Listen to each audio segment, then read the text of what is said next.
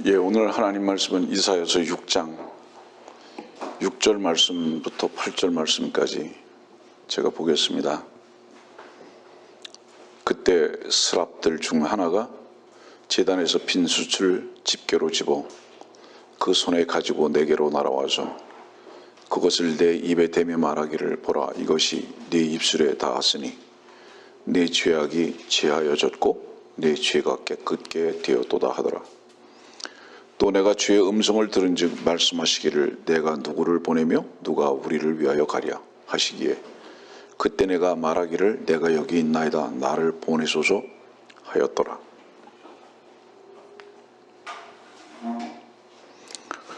인류 최초의 죄는 말로 인해서 시작됐습니다. 그 말은 불의였습니다. 데살로니가 후서 2장에는 그렇게 말씀하십니다. 사람들은 불의를 좋아한다고, 진리를 좋아하지 않는다고. 우리 데살로니가 후서 2장에 있는 말씀을 한번 먼저 보겠습니다.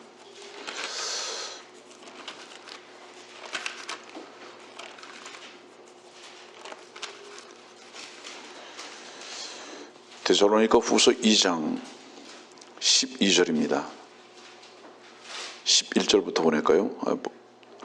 읽을까요? 강력한 미혹을 보내시어 거짓말을 믿게 하심은 진리를 믿지 않고 불의를 좋아하는 모든 자로 심판을 받게 하려 하심이라. 사람들이 진리를 사랑하고 불의를 좋아하지 않는다면 그 증거가 무엇이냐? 진리와 거짓, 불의와 하나님의 말씀을 구분할 줄 안다는 말입니다.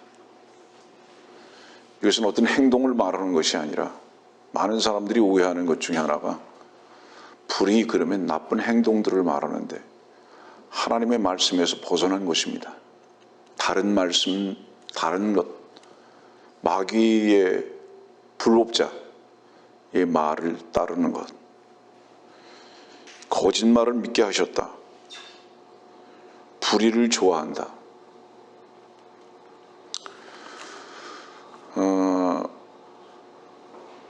지난 한 주 동안에 저는 약 30여 개의 설교를, 다른 목사들의 설교를 들었습니다. 약 30여 편의 다른 목사들의 설교를 들으면서 지난 한 주 동안 사실은 저는 굉장히 참담하고 힘든 시간을 보냈습니다. 때로는 잠을 이룰 수가 없었습니다. 내가 생각했던 것보다 훨씬 목사들의 설교는 거짓됐고 사람들을 미혹하는 것이었고, 문제는 뭐냐 하면, 그런데 그런 설교들을 수만 혹은 수십만이 듣고 보고 있다는 것입니다. 모두가 다 불의를 좋아하는 자들의 모임이라는 것이 분명합니다. 과연 이 시대에 하나님의 참된 말씀을 전하는 자들이 있을까에 대해서 끊임없이 찾아보고 또 알아봐도 정말 발견하기가 어렵습니다. 여기 말씀 보면, 오늘 본문의 말씀 보니까 스랍들 중 하나가 제단에서 빈 숯을 집게로 집어 그 손에 가지고 이사야한테 날아와 가지고 그 숯을 입술에 갖다가 댔습니다. 왜 그랬을까요? 모든 사람들은, 특히 하나님의 말씀을 전하는 종이라는 사람들은 먼저 그 입에, 제단으로부터 나오는 숯불로 입이 찢어지질 않으면 불의의 말씀을 전할 수밖에 없습니다. 하나님의 종의 죄는 무엇이냐? 거의 유일하게 하나님의 참되신 말씀을 거짓된 말씀으로 변색해서 전하는 것입니다. 그래서 그것을 베드로 후서는 뭐라고 말씀하시냐면, 거짓 선지자들 혹은 거짓 교사라고 말씀하십니다. 거짓 선지자와 거짓 교사는 무엇을 의미하는 것이냐? 하나님의 참되신 말씀을 뱀의 언어로 바꾸는 것입니다. 미혹시키는 것입니다.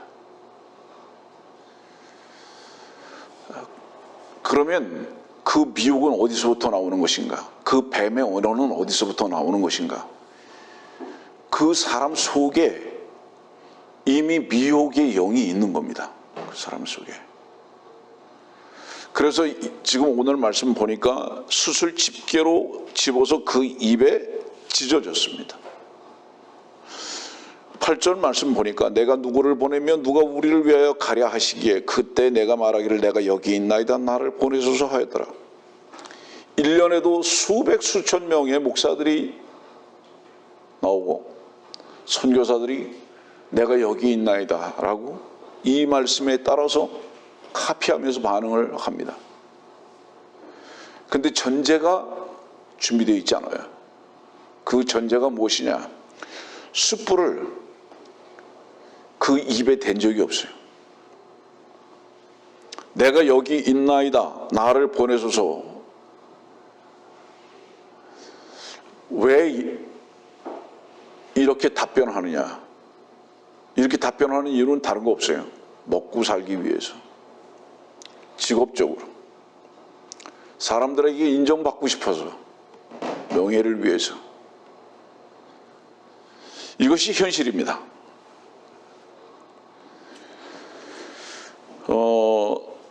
제단의 이 핀숯은 무엇인가?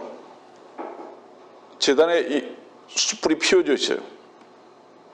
그건 에스겔서 28장에 보면 14절에 이렇게 이 말씀을 정의하고 계십니다. 에스겔서 28장 14절입니다. 너는 기름 부음을 받은 덮는 그룹이라. 내가 너를 그렇게 세웠더니 네가 하나님의 거룩한 산 위에 있었고 네가 불의 돌들 가운데를 위아래로 걸었도다. 영어로는 stones of fire 이렇게 얘기하는데 이건 뭐를 얘기하느냐 하면 불붙은 석탄입니다. 이게 불의 돌들 가운데로 거닐었다. 여러분 석탄이라는 뜻은 뭐냐면 돌이에요. 돌, 석탄, 돌이 땔감이 되는 겁니다. 네. 그래서 이 제단 앞에 있는 이 불의 돌들은 석탄인데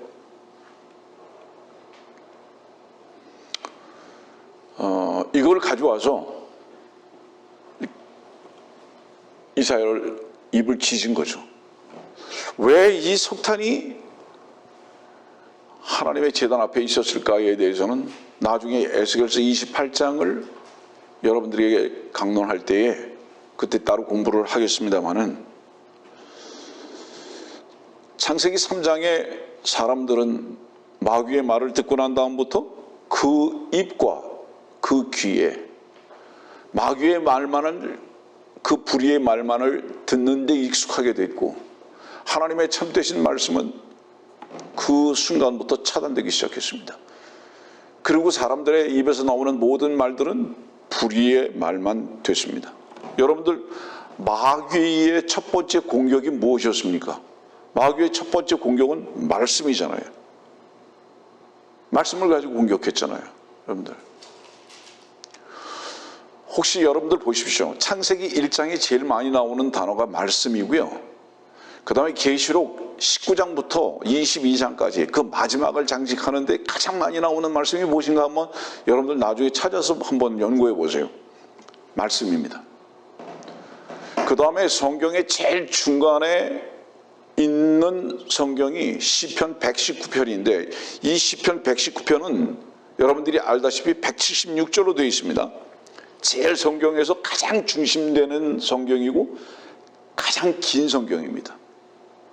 이 시편 119편 176절까지 되어 있는 이 성경이 무엇을 말씀하고 계시는 것이냐면 하나님의 말씀에 대해서 기록하고 계신 겁니다. 다시 말하면 성경은 하나님의 말씀인데 창세기 1장부터 중간에 가장 중간에 시편 119편으로 꿰어서 마지막에 말씀이라는 계시록 19장 22장으로 연결된 성경은 하나님의 말씀입니다.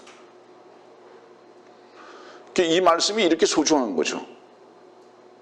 그 마귀의 그 거의 유일한 사역은 무엇이냐? 하나님의 말씀을 변질시키거나 말씀을 방해하는 겁니다. 왜냐하면 말씀은 하나님이시기 때문에. 우리가 공부를 했지만은 하나님 자신도 하나님의 말씀인 성경에 제한을 받으십니다. 여러분들이 너무 잘 알다시피 주님께서도 성경이 이루어지게 하려 함이라고 말씀하시고 성경을 인용하시면서 그 성경 안에서만 말씀하셨던 것을 보게 됩니다. 정확하게 그것도. 그런데 여러분들이 마태복음에 3장이나 4장으로 넘어가면서 4장에 가면서 마귀가 예수님을 시험할 때도 비슷하게는 말하는데 똑같이 말을 하지 않는 것을 보게 됩니다. 창세기 3장도 마찬가지죠. 이게 미혹이죠.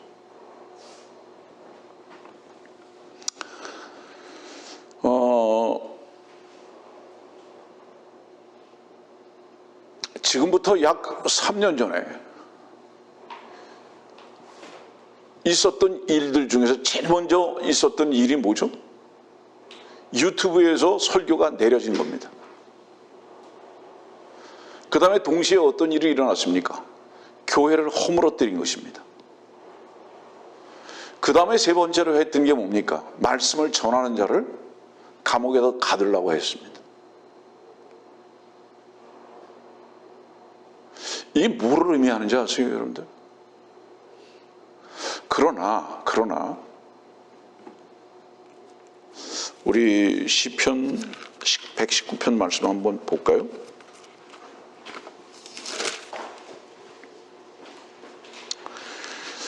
시편 110편 89절 보면 오 주여 주의 말씀은 영원히 하늘에 세워졌나이다. 주의 말씀은 영원히 하늘에 세워졌나이다. 자, 잠시 보세요, 여러분들. 유튜브에서 설교는 내려줄 수 있습니다. 교회라는 조직은 와해될 수 있습니다. 그러나 여러분들 절망하지 마세요. 아직도 말씀은 선포되고 있고요. 그 다음에 또 뭐죠? 교회라는 조직은 와해됐을 수 있어도 아직도 주의 반석의 교회는 그대로 건전합니다. 지금도 저를 만일에 어떤 사람들이 감옥에 집어넣으려고 하고 있다면 그 이유는 무엇일까? 사실은 단 하나입니다. 말씀 선포를 하지 않게 하기 위해서. 여러분들이 알아요. 그래서 이것이 뭐죠? 이것이 결국은 뭐냐면 영적 싸움입니다. 다른 곳을 한번 찾아보겠습니다. 에베소서 6장 말씀 볼게요. 에베소서 6장 12절입니다. 이는 우리의 싸움이 혈과 육에 대항하는 것이 아니라 정사들과 권세들과 이 세상 어두움의 주관자들과 높은 곳들에 있는 영적 악에 대항하는 것이기 때문이라. 그 뒤로 넘어가 보세요. 17절입니다. 또한 구원의 투구와 성령의 칼 곧 하나님의 말씀을 가지고 19절입니다. 복음의 신비를 알리게 하도록 기도하라. 이를 위하여 내가 사슬에 묶인 대사가 된 것은 나로 하여금 마땅히 할 말을 담대히 하게 하려는 것이니라. 여러분들이 오늘 이 에베소서 6장에 있는 이 말씀의 증인들입니다. 제가 한국의 사슬에 묶여 있는 것 같이 됐지만 그러나 제 입에 성령의 칼 곧 하나님의 말씀은 그대로 가지고 있고 그 말씀은 그대로 날카롭게 선포되고 있습니다. 이곳에 있지만 나는 하나님의 말씀을 전할 수밖에 없는 대사로서 이 자리에 주께서 두셨다.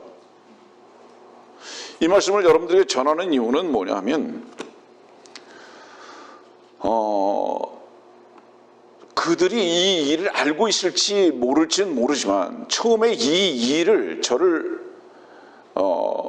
힘들게 하기 위해서 말씀의 유튜브 설교를 내리고 교회를 와해시키고 지금도 끊임없이 앞장서서 어떤 일들을 하는 이유가 뭐냐면 사실은 그들 배후에 마귀의 영적 역사가 있다는 것을 말하는 거예요. 그러나 하나님의 말씀은 영원합니다. 예. 그리고 주께서 오실 때까지 이 말씀은 계속 선포될 것입니다. 제가 이렇게 말씀을 전하는 이유는 뭐냐 하면, 지난 한 주 동안 많은 목사들의 설교를 들으면서 목사들의 설교 속에 온갖 거짓과 비진리와 인간의 지혜와 철학밖에는 없는 것을 보게 됐습니다.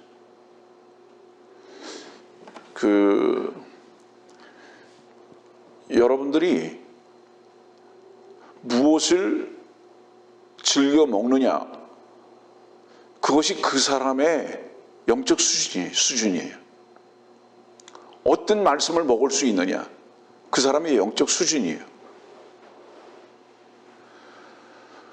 옷의 전문가는 어떤 옷이 가짜고 진짜인지를 잘 구분할 줄 아는 사람입니다.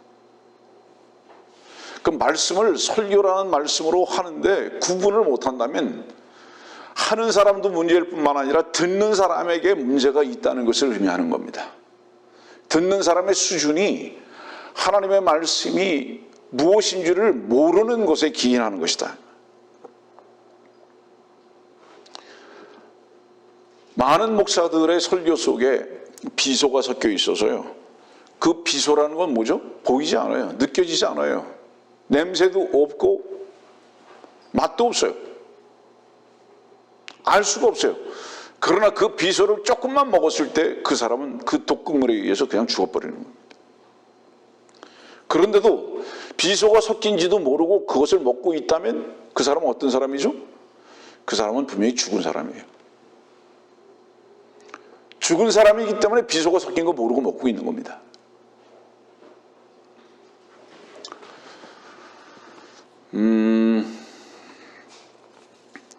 누가복음 15장 말씀 한번 봅시다.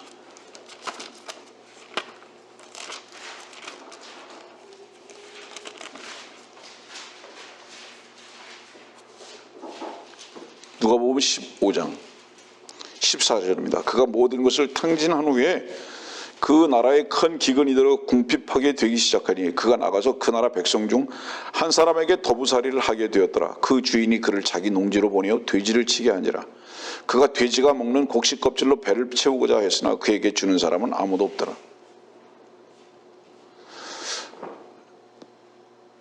우리 다른 곳을 한번 봅시다. 이 지금 에베소 15장 다시 올 거니까요, 우리 민수기에 있는 말씀을 한번 볼까요?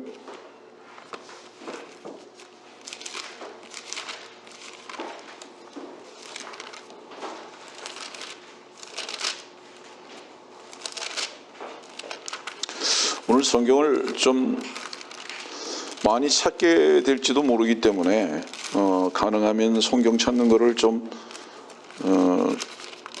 자제할 생각도 있는데요.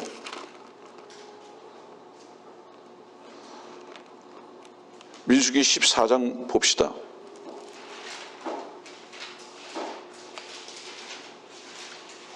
(4절입니다)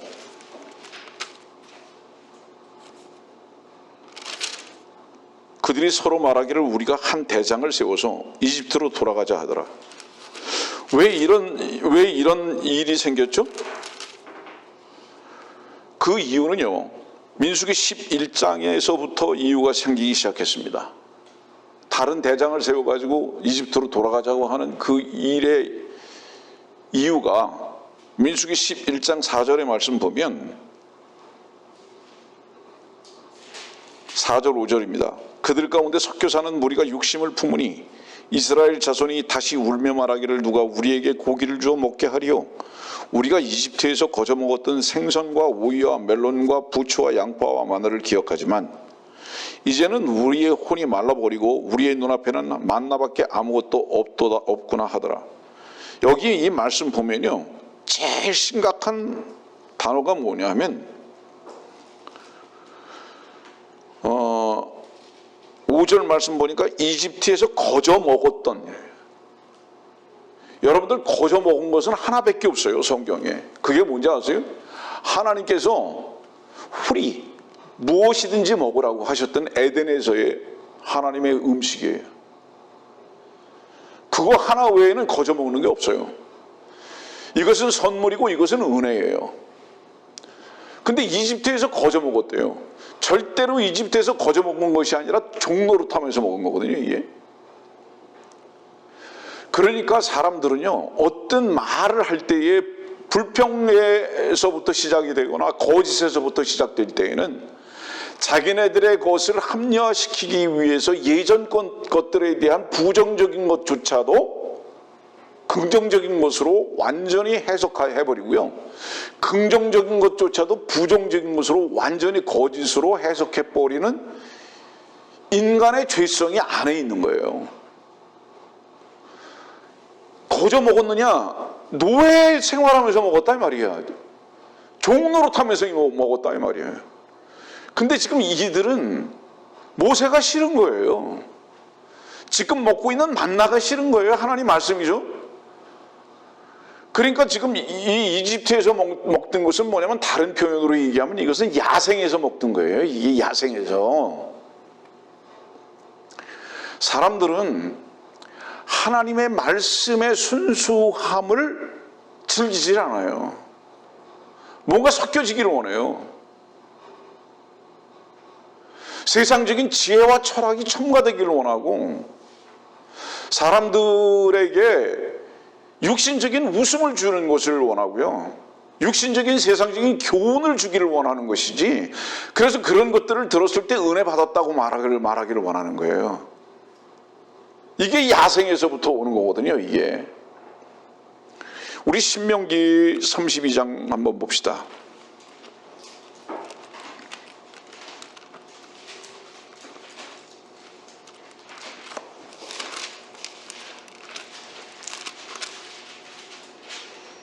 신명기 32장 32절 보면, 그들의 포도나무는 소돔의 포도나무요 고모라의 들에서 나온 것이라. 그들의 포도는 쓸개 포도니 그 송이들은 쓰며 그들의 포도주는 용의 독이요 독사들의 지독한 독이라. 지금 여기 소돔의 포도나무와 고모라의 들에서 나온 것을 말하고 있거든요. 사실은 소돔과 고모라의 들에서 나온 것은 나무라고 표현되지 않아야 되는 거예요. 이거는 넝쿨이에요, 넝쿨. 나중에 찾아서 보겠지만요, 여러분들 넝쿨이라는 것은 뱀을 의미하는 거예요, 성경에서. 이 넝쿨은 결정적으로 어떤 역할을 하는 것이냐 하면, 나무를 죽여버리는 역할을 하는 거예요. 그래서 들에 있는 포도는 주인이 없기 때문에 나무가 되지 않고 넝쿨이 돼요. 포도 넝쿨이 되는 거거든요. 이유가 무엇이냐면, 그것을 제거해주는 주인이 없어요. 요한복음 15장에는 그것을 제거해주는 농부가 계시잖아요. 내가 참 포도나무며 내 아버지는 농부라. 그 농부가 그것을 제거하시는 농부거든요.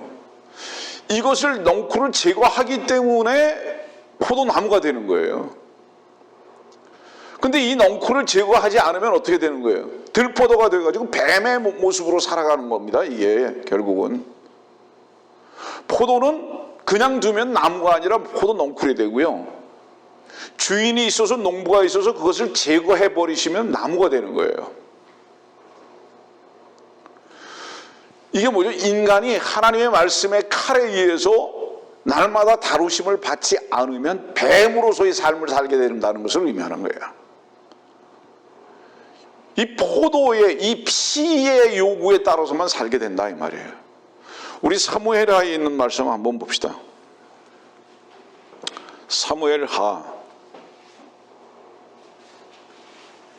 4장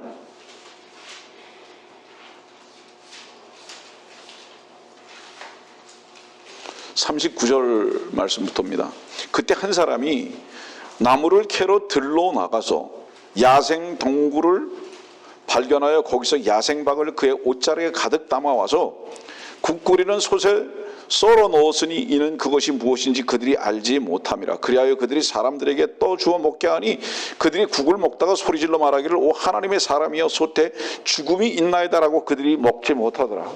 이 말씀은 뭐죠? 39절의 말씀 보면 들과 야생 덩굴이 나옵니다. 그리고 야생 박이 나와요. 이것을 엘리사의 생도들의 먹는 솥에다가 집어넣어가지고 끓여요. 근데 여기에 이게 뭐가 있냐? 죽음이 있어요. 이유가 뭔지 아세요? 여러분들 창세기 4장을 보면은 제일 먼저 들이라는 단어가 나오는데 그게 뭐죠? 카인이 들에 있을 때예요. 이 들은 뭡니까? 예전에도 여러분들에게 설교 말씀드렸지만 이거는 야생이거든요. 이 세상을 말하는 거예요. 세상적인 것을 가져와 가지고 세상적인 지혜와 세상적인 경험과 철학을 가져와 가지고 주의 성도들한테 먹게 하고 있다 이 말이에요. 이것을 독인 줄 여기 말씀 보세요. 모른다 그랬죠. 그것이 무엇인지 그들이 알지 못합니다. 39절 말씀 그 끝이에요. 성도들이 그것이 무엇인지 알지 못해요. 이것이 야생박인지 넝쿨에서 따온 건지 알지 못해요. 들에서 가져온 건지 주는 대로 먹어요.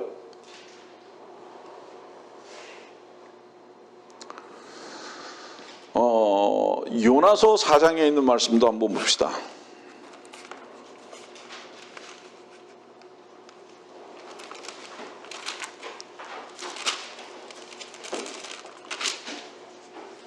요나서 4장 6절입니다.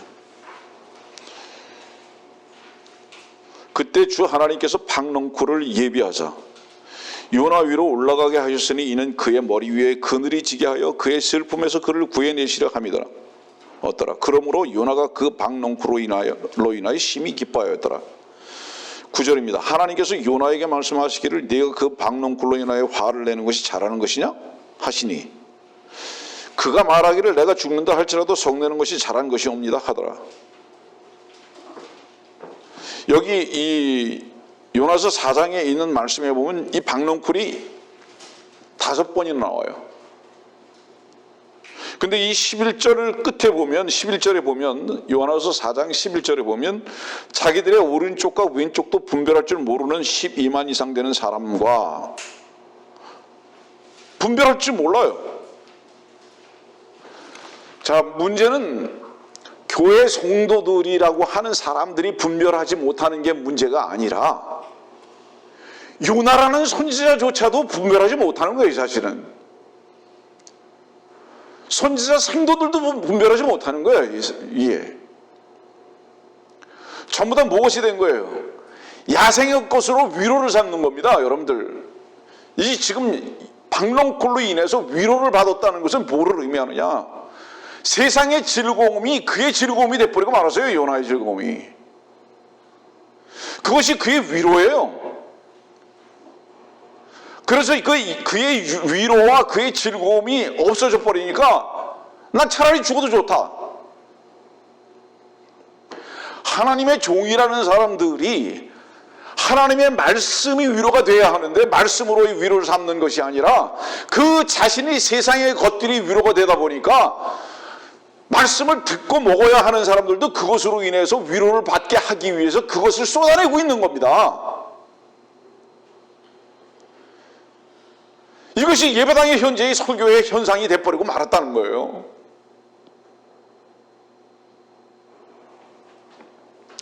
그래서 예배당이라는 곳에 이 들과 야생이라는 것이 완전히 쌓아버리고 말았습니다. 선지자의 얼굴을 쌓아버리고 말았고요. 그 예배당이라는 그 말씀 속에 있는 그 솥에 독이 들어가 있어, 세상에 독이 다 들어가 있어가지고요. 그거를 먹고 무엇인지도 모르고 아멘 아멘 은혜가 넘치고 있다 이 말이에요.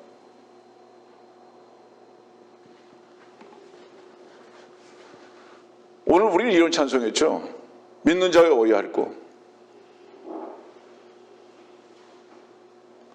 사실은 지난 한 주간 동안 제가 정말로 마음이 아팠던 것은 한국 교회의 이런 현실 때문에만 아니라 나와 우리 교회에 속한 자들은 무엇을 하고 있는가? 주님 앞에 신실하게 충성하지 못하는 내 자신에 대한 아픔이 가장 큰 거예요.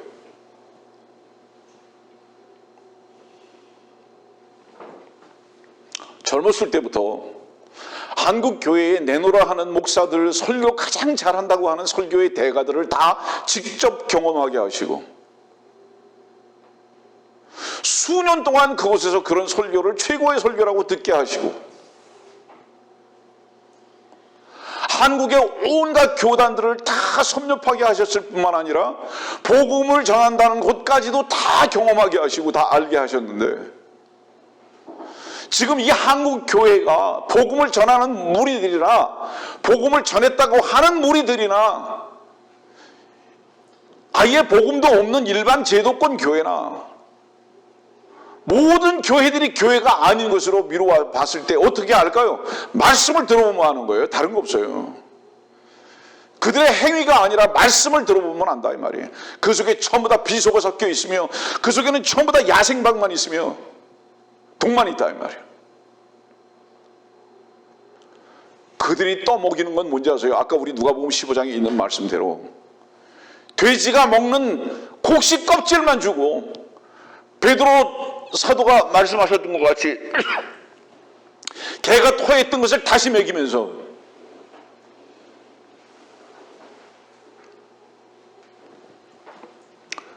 근데 심각한 건 또 뭔지 아세요? 그걸 먹을 것으로 알고 찾아다니면서 돈 내고 먹는다는 거예요.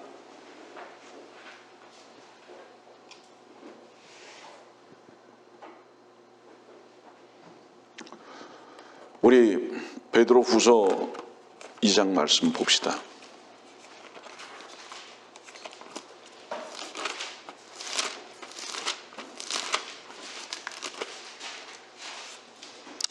이 장 1절입니다. 그러나 백성 가운데도 거짓 선지자들이 있었던 것처럼 너희 가운데도 거짓 교사들이 있으리라. 그들은 저주받을 이단들을 비밀리에 불러들여서 자기들을 사신추마저 부인하며 급격한 파멸을 스스로 불러일으키니라. 또한 많은 사람들이 그들의 파멸의 길을 따르니 그들로 인하여 진리의 길이 비방을 받을 것이라. 여기 말씀 보면 많은 사람들이 지금 어떻게 됐죠? 찾아볼 수가 없어요, 진리를.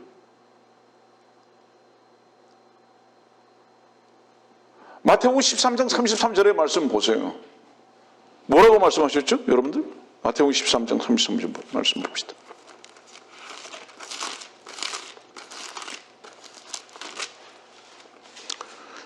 또 다른 비유로 그들에게 말씀하시기를 천국은 어떤 여인이 가져다가 가루 소말에 숨겨놓어 전체를 부풀게 한 누룩 같으니라고 하시더라. 많은 전체를 다 부풀게 해버렸어요, 누룩이. 이 여인이 어떤 여인입니까? 이 여인은 계시록 17장과 18장에 말씀하고 있는 창녀예요. 캐톨릭이에요. 모든 이단의 어미입니다. 이 모든 이단의 어미인 창녀 캐톨릭이 누룩을 갖다가 집어넣어 버렸어요. 예배당에다. 진리의 터, 기둥과 터에다가 전체를 부풀게 만들어버렸어요. 부풀어지니까 어때요? 이게 볼륨은 컸죠. 어디든지 주의 말씀이 다 전해지는 것 같아요. 근데 주의 말씀이 전해지는 걸 볼 수가 없습니다. 전부 다 누룩으로 다 부풀어버렸어요. 거짓 교리들.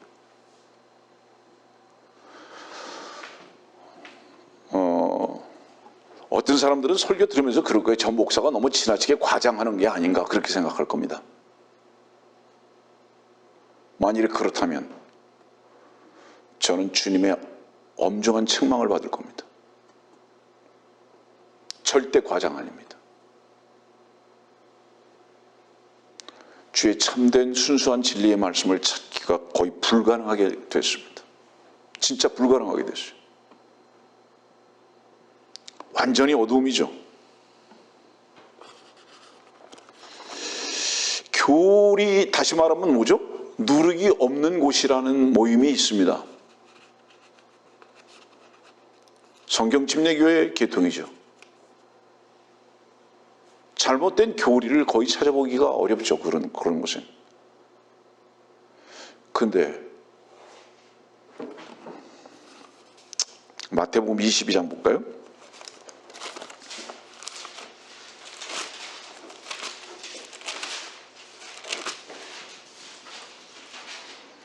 (22장 29절입니다) 예수께서 대답하여 그들에게 말씀하시기를 너희가 성경도 하나님의 능력도 모르므로 오해하고 있도다. 자, 우선 이 말씀을 이렇게 저는 설명합니다. 하나님의 능력은 성경을 알아야 얻어질 수 있다. 나타날 수 있다. 왜냐하면 하나님의 말씀은 성령의 칼이기 때문에. 에베소서 있는 말씀대로. 그건 능력이에요. 근데 성령의 칼이 전부 다 녹슬고 전부 다 이 빠졌죠. 쓸 수가 없어요. 작은 바람에도 다 꺾여버리게 돼버리고 말았습니다. 모양만 있죠. 차라리 신문지로 칼을 만들어서 쓰는 것이 훨씬 낫죠. 그러나 그 신문지로 만든 그 칼은 작은 풀 하나조차도 벨 수 없습니다. 정말이에요, 여러분들. 결코 과장이 아닙니다. 근데 성경도 하나님의 능력도 모르므로 그 모임은 성경은 안다고 합니다. 다른 모임들은 성경도 몰라요. 근데 그 모임은 성경은 안다고 그러는데 능력이 없어요. 이게 무슨 말씀이죠? 아까 말씀드렸잖아요. 곡식 껍데기 가지고 토한 음식 가지고 야생밥 가지고 그거 만들어 가지고 먹이는 거예요. 전부 다. 모든 교회들이 다 그래요. 그런데 그 교회는 어떤지 아세요? 사과도 모양이 잘 만들어져 있고, 우유도 모양이 잘 만들어져 있고, 빵도 모양이 잘 만들어져 있고, 고기도 모양이 잘 만들어졌어요. 근데 전부 무엇으로 만든 건지 아세요? 플라스틱으로 만든 거예요.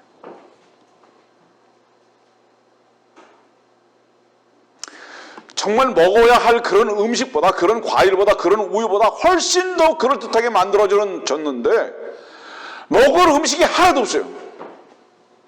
그걸 가지고 음식을 만들어서 먹일 수가 없어요. 그 증거가 무엇이냐? 먹으면 힘이 생기는데, 능력이 생기는데 능력이 없어요. 그 능력은 무엇이죠? 세상을 이기는 것입니다, 여러분들. 세상을 얻는 것이 아니라 세상을 다스리는 것입니다, 여러분. 세상에 속한 것이 아니라 세상에서 자유한 것입니다, 여러분들. 근데 매일 그들은 무엇을 가지고 싸우느냐? 세상을 얻기 위해 싸우고, 세상에서 손해볼까 봐 싸우고, 이 투쟁하고 있다면 성경은 안다고 하면서 먹지 않고 있는 거예요. 양식이 되질 않아요. 능력이 없는 거예요.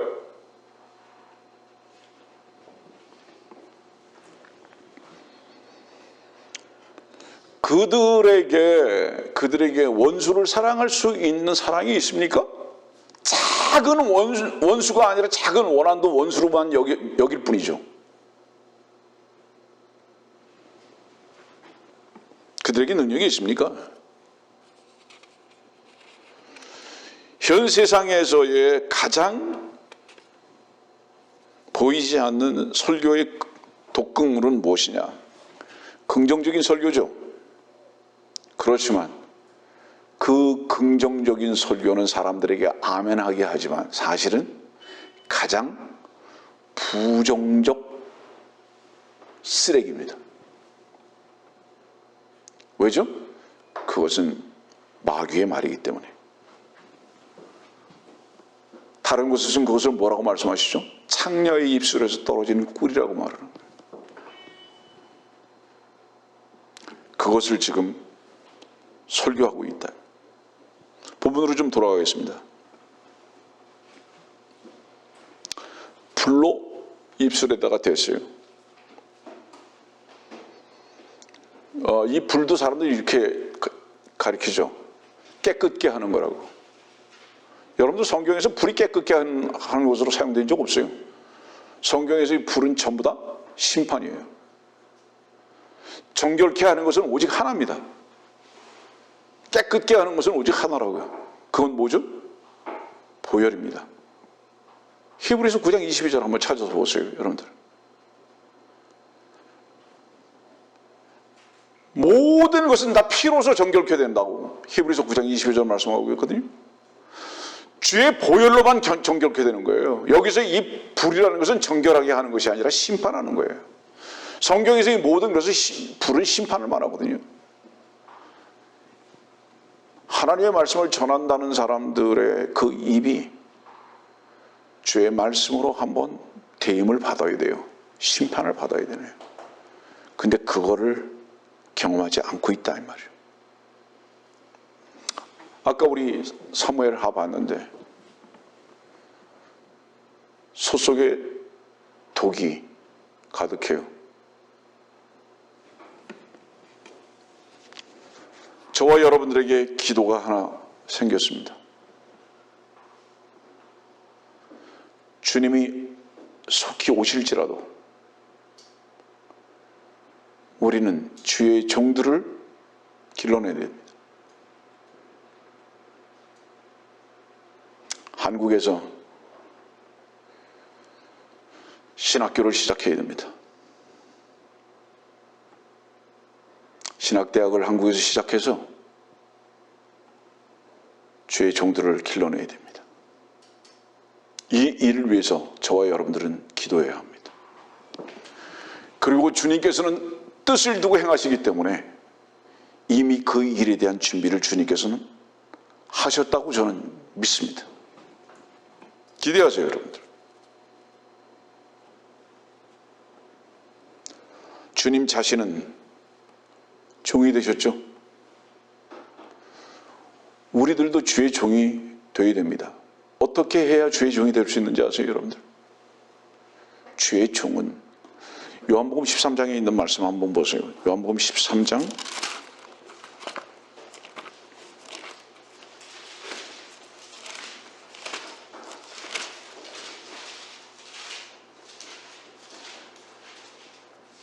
4절.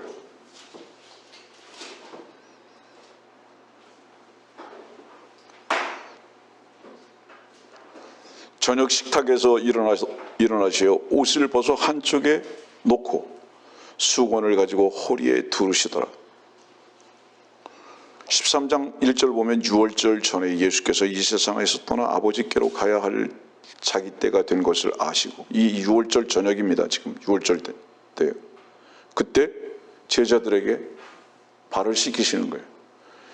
근데 옷을 벗어 한쪽에다 놓고 수건을 가지고 허리에 두르셨어요.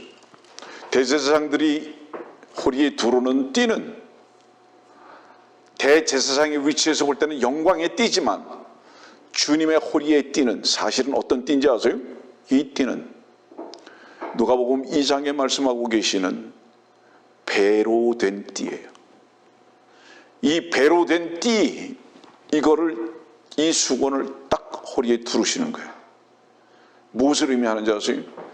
그리고 그분은 종의 종이 됐습니다.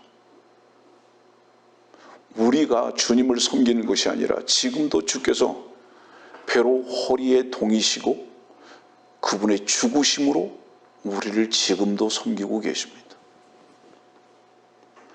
물론 그 죽음으로 섬기고 계신 주님의 배수건은 우리를 닦으시기 위한 것이지만 하나님 앞에서 그 배수건은 영광의 허리띠가 될 것입니다. 여러분들이요, 우리들이 이 땅에서 배로 허리를 동이지 않아요. 우리가 죽어야 할, 마땅히 죽어야 할 존재라는 것에 대해서 언제든지 잊고 산다 이 말이에요. 그러다 보니까 종으로 살기를 원하는 것이 아니라, 주의 대사로 살기를 원하는 것이 아니라, 우리의 행복과 우리의 즐거움과 이 땅에서의 무엇인가 성취를 위해서만 살아가는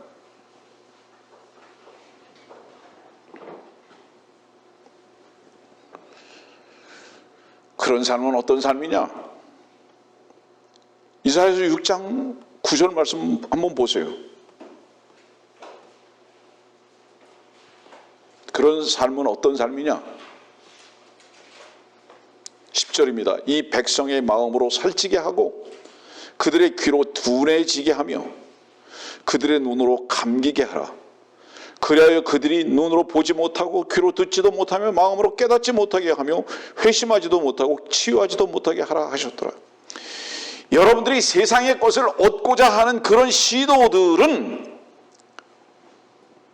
하나님의 말씀은 거부하게 되고 듣지 못하게 되고 보지 못하게 되는 눈먼자와 귀머거리와 배에 세상의 기름으로 가득 잠긴 자가 되어서 하나님의 종으로서의 삶은 거부하게 될 것이다. 여러분들 종은 먼저요, 말씀을 들을 줄 알아야 돼요. 그런데 여러분들 말씀을 들을 줄 안다면 들어야 하는 이유가 무엇입니까? 들어야 하는 이유는 뭐냐면 내가 여기 있나이다라는 반응을 하기 위해서 말씀을 듣는 건데,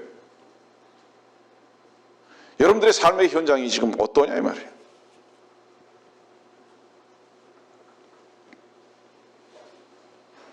나중에 기회 되실 때 여러분들 베드로전서 2장 24절의 말씀 보세요. 그분이 어떻게 해서 죽으셨는가? 주님은 하나님의 종이 아니라 우리의 종으로 왔다 가셨습니다. 자, 여러분들 구원 받으신 분들입니까?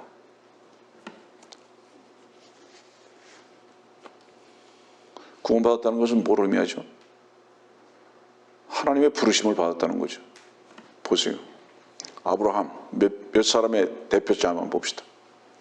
아브라함, 모세, 바울 왜 불렀죠? 하나님께서 부르신 이유가 뭡니까? 하나님께서 부르신 이유는 어디로 보내기 위해서 부르신 거 아닙니까? 어디로 보내기 위해서. 나만 구원받았으면 됐습니까? 분명히 여러분들을 주께서 부르셨다면 어디로 보내기 위해서 부르신 게 분명한데, 과연 여러분들은 신의 신발을 신었습니까? 여러분들의 입술은 어떻게 사용되고 계십니까?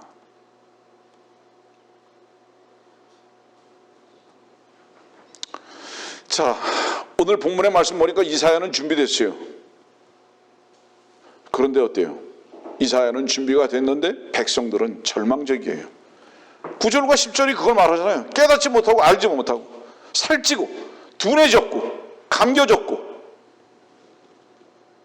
백성들은 절망적이에요. 이사야가 필요한 이유는 뭡니까? 들어야 할 자가 있기 때문에 이사야가 필요한 거 아닙니까? 여러분들이 주의 말씀을 왜 들었습니까? 그리고 누구로부터 그 말씀을 들었습니까? 저는 누구로부터 그 말씀을 들었습니까?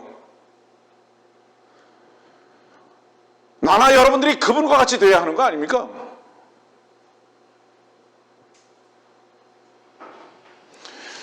그런데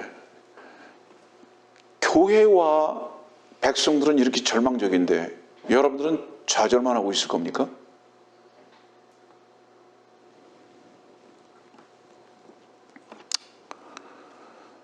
지금은 라오디게아 교회 시대죠.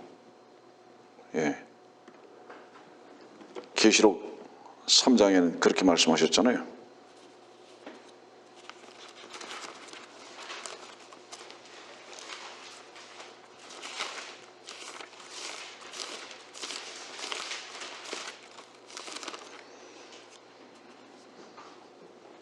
(18절입니다) 17절 18절.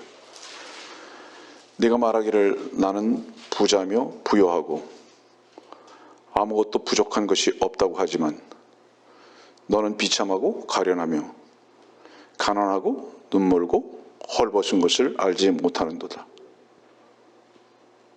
20절 보라, 내가 문 앞에 서서 두드리노라. 누구든지 내 음성을 듣고 그 문을 열면 내가 그에게로 들어가서 그와 함께 먹으며 그도 나와 함께 먹으리라.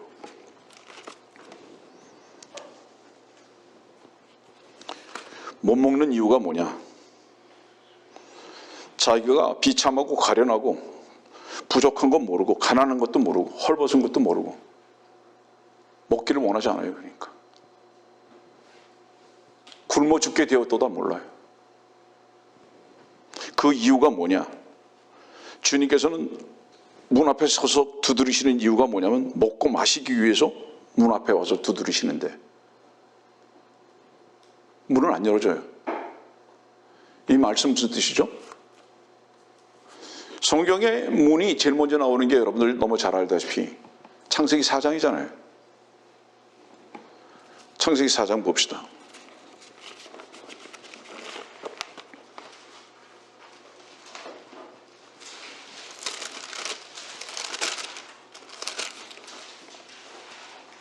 (7절입니다) 내가 바르게 행하면 받아들여지지 않겠느냐? 내가 바르게 행하지 아니하면 죄가 문 앞에 엎드리느니라. 이 말씀을 좀 더 세밀하게 말씀드릴게요. 여기 바르게 행하는 것은 죽음에 동참하는 거죠. 양의 제물이 되는 거죠. 다시 말하면 자기 자신이 양이 되는 거예요. 죽어야 할 양이 되는 거예요. 내가 그리스도와 함께 십자가에 못 박혀 죽었나니 바로 이 고백이 경험되기를 원하는 거예요. 그것이 바르게 행하는 건데 사람들의 바르게 행하는 것은 무엇으로 다 오해를 하게 됐느냐 하면 땀을 흘려가지고 자기가 하나님께 제물을 드리는 것이 그것이 바르게 행하는 것으로 전부 다 오해해버리고 말았다 이 말이에요. 하나님께서는 자기의 최선을 받는 것으로 전부 다 오해하고 가리키고 말았다 이 말이에요. 이것이 라오디게아 교회입니다. 여러분들.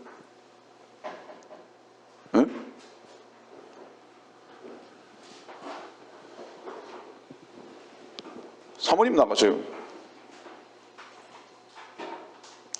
이것이 라오디게아 교회가 돼버리고 말이죠. 지금 현재적으로.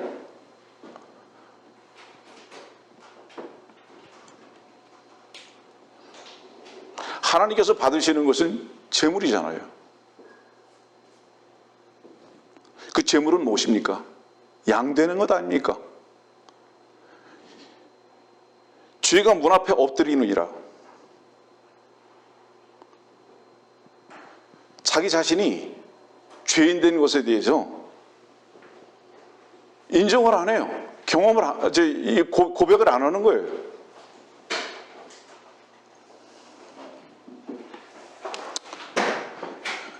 감사합니다.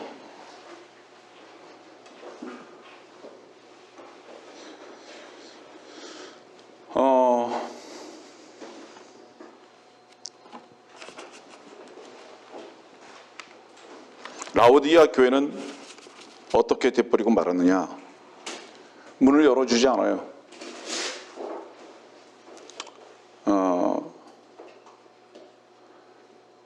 문을 열어주면 주님과 함께 죽으심에 동참해야 되는데 그 동참해야 되는 것에 대해서 필요성을 가르쳐주지 않고 있다 이 말이에요.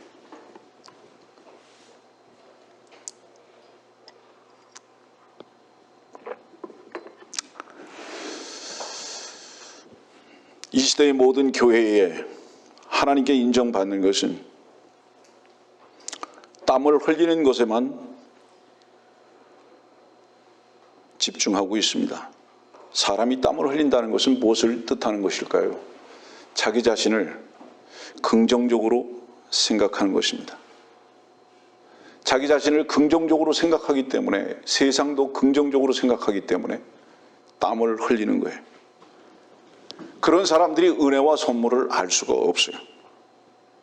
그래서 지금 이 시대의 교회들은 전부 다 성경을 사사로이 풀어버리고 형식주의로 만들어버리고 마른 겁니다. 마태복음 22장 말씀 봅시다.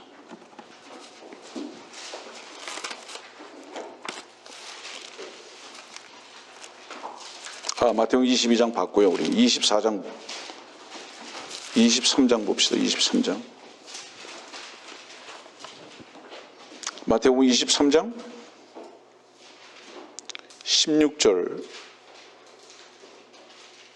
16절부터입니다. 너희 눈먼 안내자들아 너희에게 화 있으리라.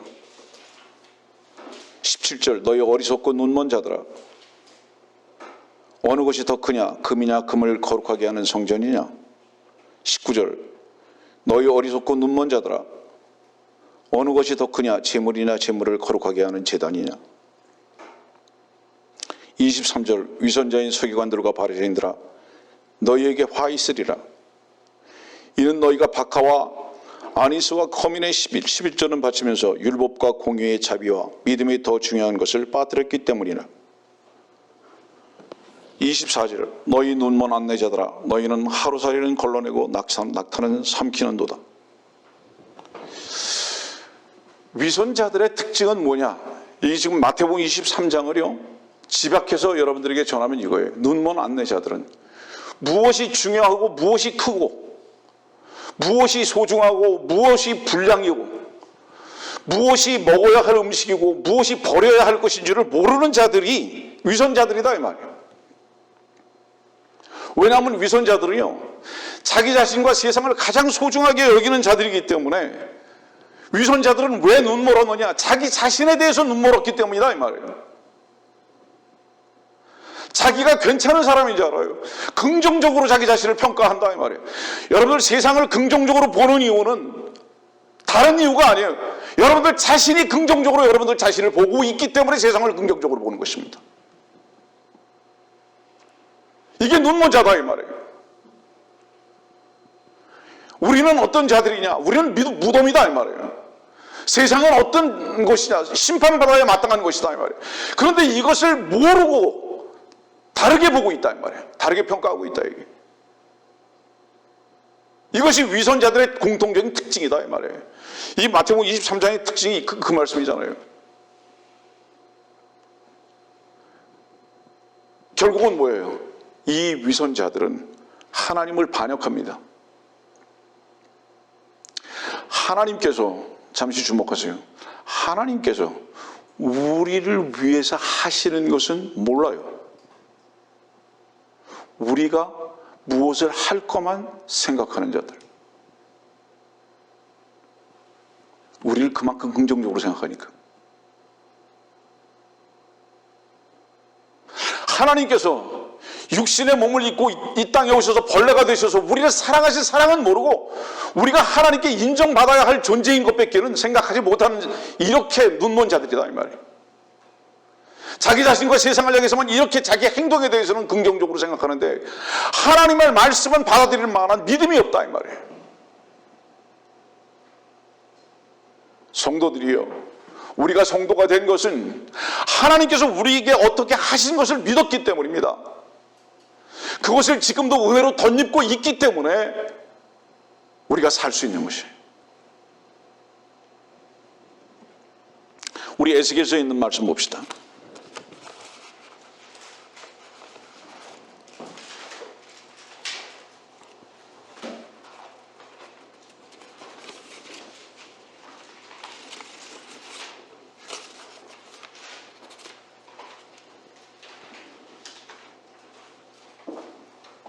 (12장)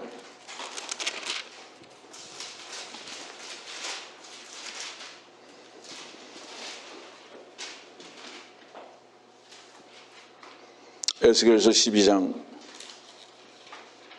2절입니다. 인자야, 너는 반역하는 집 가운데 살고 있도다. 그들은 볼 눈이 있어도 보지 못하고 그들은 들을 귀가 있어도 듣지 못하나니 이는 그들이 반역하는 집입니다. 엄청나게 충격적인 말씀이죠. 왜 보지 못하고 듣지 못하느냐 하느냐? 너희들이 반역하는 집에 살기 때문이다. 누구를 반역하는 거예요? 하나님을 반역하고 있다. 적그리스도가 뭔가요? 적그리스도는 하나님의 말씀을 변질시키는 거잖아요. 미혹을 어떻게 하는 거예요? 하나님의 말씀에 깃발을 들고 미혹하는 거 아닙니까, 여러분들?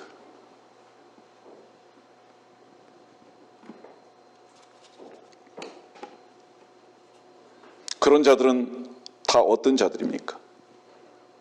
갈라디아서 1장에 있는 말씀대로 사람들의 호감 외에는 관심이 없어요.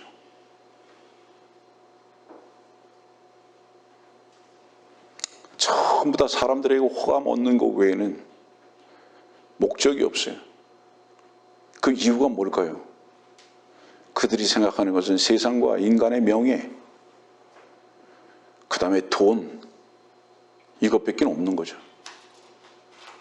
그러니까 사람들에게 호감을 사야 사람들의 주머니에게서, 사람들의 입에서 나오는 게 뭐예요? 그 칭찬이고 물질밖에 없잖아요. 그러니까 사람들에게 호감 받기를 원하는 거죠.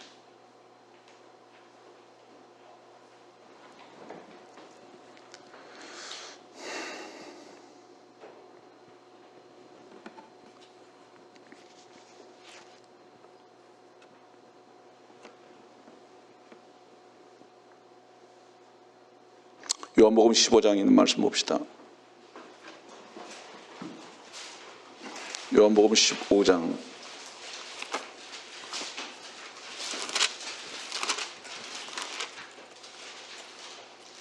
아까 잠시 여러분들에게 전했던 말씀입니다. 2절, 내 안에서 열매를 맺지 못하는 가지마다 그분께서 제거해 버리시고 열매를 맺는 가지마다 정결케 하시어 더 많은 열매를 맺게 하시느니라. 이 말씀 놓으시고요. 히브리서 9장 22절 말씀으로 가봅시다. 히브리서 9장 22절.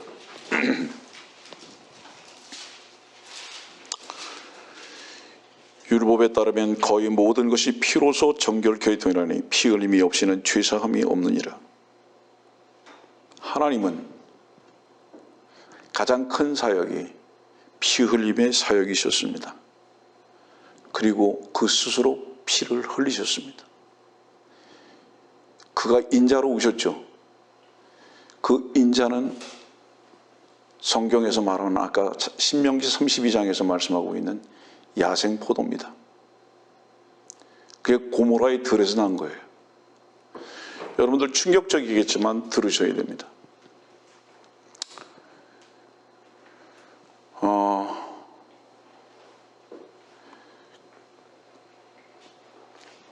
창세기 9장에 보면 노아가 나오죠. 노아가 벌거벗어서 취해서 벌거벗었어요. 그리고 그 아들 함이 아버지를 범했습니다. 남자가 남자를 범했어요. 왜 그런 일이 생기는지 아세요? 집에 가서 찾아보세요. 성경을 너무 많이 찾을 수 없기 때문에 여러분들 꼭 집에 가서 찾아보세요. 창세기 9장 20절과 21절에 보면 포도주를 마시고 농사꾼이에요. 이 노아가. 근데 이 노아의 포도 농장하고 지금 요한복음 15장의 포도 농장하고는 다른 거예요. 요한복음 15장의 포도 농장의 주인은 주님이세요. 근데 창세기 9장의 포도 농장의 주인은 노아예요. 근데 노아는 지금 현재가 노아의 때예요. 지금 현재 노아의 때로. 지금 노아의 때는요, 전 세계가 어떻게 돼버렸는지 아세요? 완전히 피로서 가득 차버리고 말았어요. 야생 포도란 말이에요. 야생 포도로. 그래서 그 포도를 마시고, 포도주를 마시고 다 벌거벗어서 있어요. 여러분들 성경에 보면 이 벌거벗은 것은요, 포도주하고 반드시 연관이 돼 있어요. 집에 가서 찾아보세요. 제가 지금 주는 말씀. 에레미야 4장 21절, 하박국 2장 15절 16절, 그 다음에 특별히 레위기 18장 6절 말씀부터 한번 보세요. 성경에서 벌거벗은 것이 무엇을 의미하는지 다 성적인 문제를 말하고 있는 거예요. 지난주에 어떤 목사의 설교를 들으면서 제 마음이 너무 아팠던 것은, 창세기 9장에 노아가 벌거벗은 것과 같이 우리도 성령에 취해서 벌거벗어야 된다고. 그렇게 가르치는, 그런데 그 목사의 설교가 수십만이 유튜브에서 들려지고 보아지고 있습니다.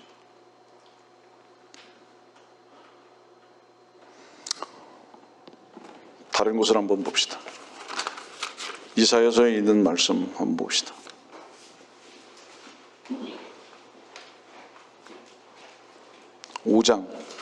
이사야서 5장.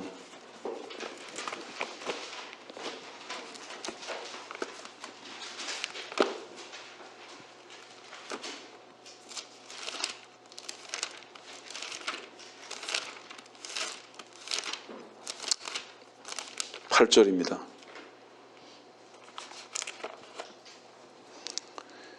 집에 집을 붙이며 들에 들을 이어서 거할 곳이 없게 하여 사람들을 땅 가운데 홀로 있게 하는 자들에게 화로다.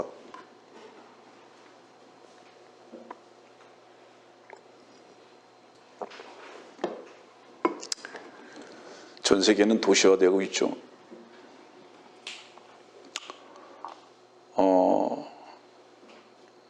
세계 여러 나라의 대도시들을 가봤지만 대도시의 특징은 고층 건물들이고 아파트만입니다. 왜 이렇게 집에 집을 다 붙일까요? 인간의 연합이죠. 인간의 위로죠. 인간의 하나됨이죠. 바벨이죠. 인간들은 왜 이렇게 모여 살까요? 홀로의 시간을 결코 원하거나 즐기지 않죠. 홀로의 시간이 없으면 주님과의 개인적 교제도 없음을 명심하십시오, 여러분. 저는 기회 있을 때마다 홀로 있으라고 자꾸 말하는 이유가 뭐냐? 홀로 있을 때만 주님과의 교제할 수 있어요.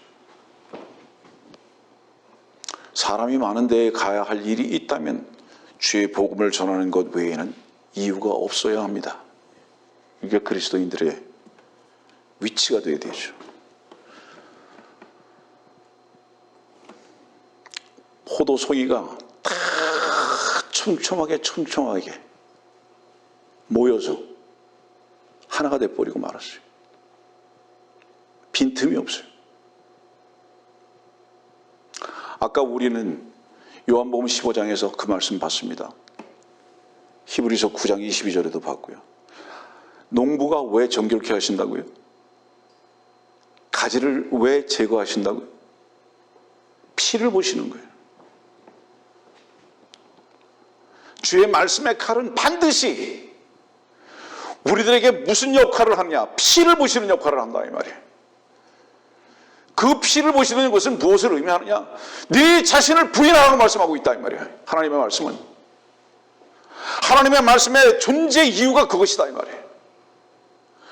왜냐하면 이 가지가 제거가 되지 않으면 야생포도가 되기 때문에, 농쿨이 되기 때문에, 나무를 완전히 해버리기 때문에. 아까 우리 봤잖아요. 박농쿨 봤잖아요. 야생 박농쿨을 봤잖아요. 성경에서 이 농쿨은 무엇을 의미한다고요? 뱀을 의미한다고. 이것이 들포도고, 이것을 하나님의 말씀으로 잘라주지 않으면 정결케 되지 아니하고 피를 보지 않기 때문에 열매를 열지 못한다 이 말이에요. 여러분들이요, 여러분들의 가족으로부터 힘든 일들, 자녀로부터, 부모로부터 어려운 일들로 인해서 슬퍼하지 마세요. 주님의 말씀의 칼이 여러분들을 다루고 계시다는 것을 오히려 감사하십시오. 그 일들이 우리의 삶 속에서 있기 때문에 농부가 우리에게서 일을 하고 계신 것이고 우리는 열매를 맺을 수 있는 거예요. 성경에서 이 정결은 뭐를 말한다고 그랬죠? 피 흘림을 말한다고 그랬잖아요. 오늘도 벌써 1시간 10분이 되죠. 말씀을 더 이상 전할 수가 없음을 매우 아쉬워할 수밖에 없지만 여러분들이요, 십자가는 뭐를 말하는지 아세요? 성경의 십자가는요, 벽이에요, 벽. 십자가가 어떤 벽인지 아세요? 죄와 의를 나누는 벽이고요. 하나님과 마귀를 나누는 벽이고요.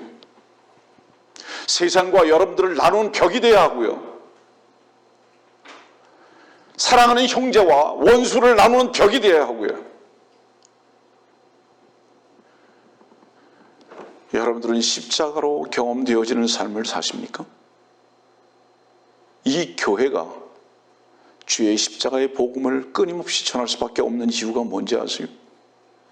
그것이 여러분들의 먹기 싫은 만나와 같은, 매일 왜 우리들에겐 만나만 주는가 하고 짜증이 날지는 모르겠지만 그것이 순수한 말씀입니다. 이 교회는 말씀이 섞여져서는 안 됩니다. 이 교회가 유지되고 있고, 이 교회가 여러분들이 알다시피 2년 전보다 지금 배나 되는 사람들 가까이가 지금 더 늘어난 이유도 뭡니까? 그들에게도 주의 말씀이 전해져야 하고, 그들에게 전해진 그 주의 말씀이 그들이 속한 곳에서 선포되어야 하기 때문에, 그리고 이 교회의 기도의 제목이 신학대학을 분명히 이 대한민국에서 세워져야 할 것으로 우리들의 기도의 내용이 된 그 이유가 무엇입니까? 이 교회만이 주님 앞에서 서야 할 이유와 지금 현재적인 위치를 우리들이 주의 말씀 가운데 알기 때문인 거예요. 주의 말씀은 신실합니까? 왜죠? 섞인 게 없기 때문인 거예요. 고린도전서 2장에 있는 말씀을 여러분들에게 전하고 마치겠습니다.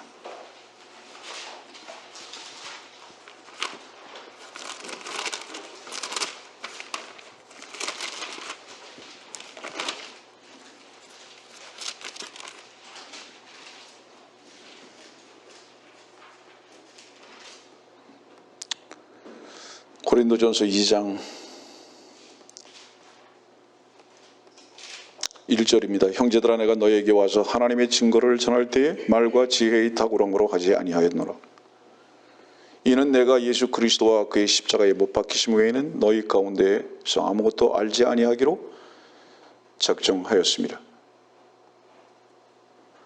4절입니다. 또 내 말과 내 설교를 설득력 있는 인간의 지혜의 말로 하지 않고 성령과 능력을 나타내므로 하였으니 이는 너희의 믿음이 인간의 지혜에 있게 하지 아니하고 하나님의 능력에 있게 하려 함이라. 설교는 인간의 지혜와 설득력 있는 말로 하지 않습니다.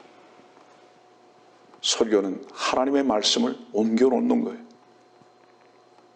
철학적이 아니에요.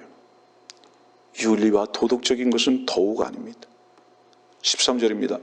또한 우리가 그것들을 말하되 인간의 지혜가 가르치는 말로 하지 아니하고 성령께서 가르치시는 말로 하나니 영적인 일들을 영적으로 비교하여 말하느니라. 15절입니다. 영적인 사람은 모든 것을 판단하나 자신은 아무에게도 판단을 받지 아니하느니라.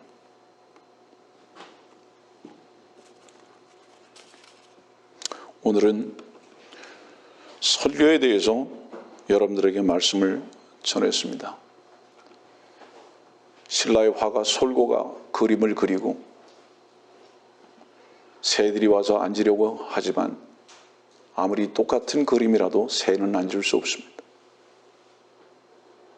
이유가 뭐죠? 사실이 아니기 때문에, 참이 아니기 때문에. 마귀는 창세기 3장부터 하나님의 말씀을 그럴듯하게 모방하고 미혹했습니다. 여러분들이 듣는 말씀에 비소가 섞여 있는지를 구분할 수 있는 지혜가 필요합니다. 그러려면 어떻게 해야죠? 여러분들이 빛된 자로서의 삶이 전제가 되어야 합니다. 우리가 빛된 자의 위치에서 살지 못하기 때문에 여러분들이 듣는 말씀이 독이 들어가 있는지 모양을 보고 먹으려고 하는지 구분하지 못하는 어리석음에 처할 수밖에 없다.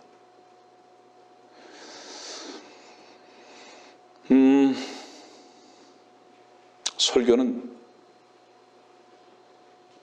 하나님의 말씀을 이곳저곳에서 인용해서 전하는 비빔밥과 같은 겁니다.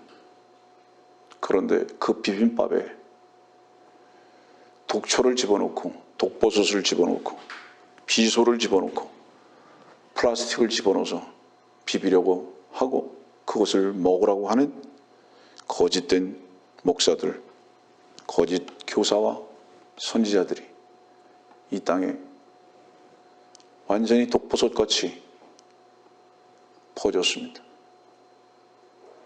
우리 교회는 그 거짓을 안타까워하면서 나와 여러분들 자신이 기도하고 주님께 온전히 드려지는 이 사회에 준비된 삶을 살 수 있는 자들이 되어야 합니다. 오늘의 이 말씀을 위해서 여러분들에게 말씀을 전했습니다.